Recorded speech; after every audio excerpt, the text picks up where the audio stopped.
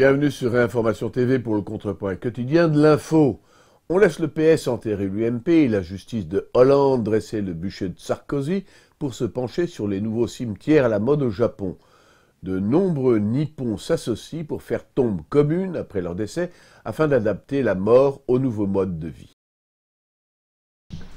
Cette veuve vient prier pour son mari. Elle reposera un jour à ses côtés dans cette sépulture avec 6000 autres personnes. Les cendres de 3000 défunts se trouvent déjà sous cette stèle, mais les noms inscrits en rouge appartiennent à des personnes bien vivantes qui attendent leur tour pour entrer dans ce monument funéraire collectif.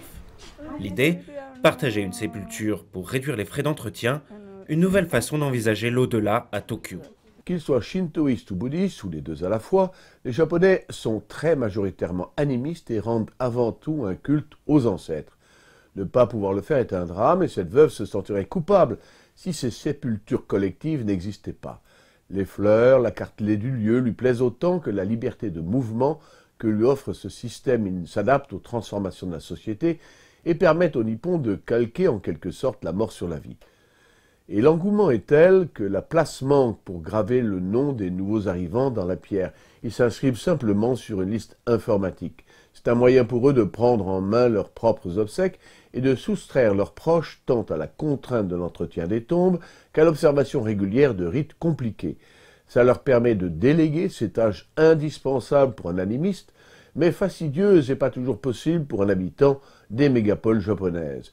Ils refilent ainsi le culte des ancêtres aux sociétés qui ont lancé les sépultures collectives et aux clergés qui s'en occupent. Un paganisme moderne, cool et pragmatique.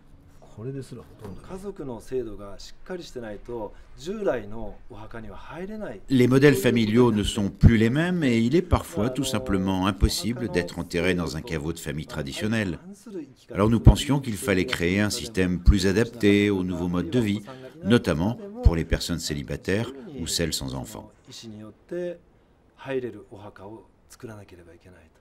Le Japon est frappé par un déclin persistant de sa natalité. L'indice synthétique de fécondité est tombé à 1,4 enfants par femme et les plus de 65 ans forment plus d'un quart de la population.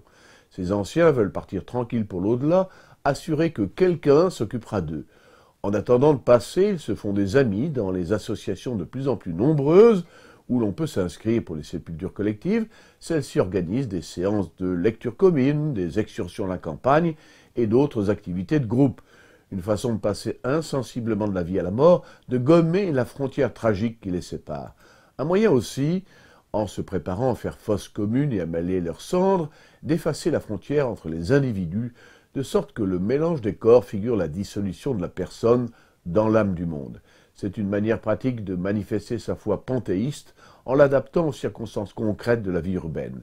Ex oriente lux, dit le vieil adage, la lumière vient de l'Orient. L'Europe sénescente et privée de ses repères, en plein désarroi devant la mort, ira-t-elle chercher exemple dans ces étranges nécropoles japonaises ?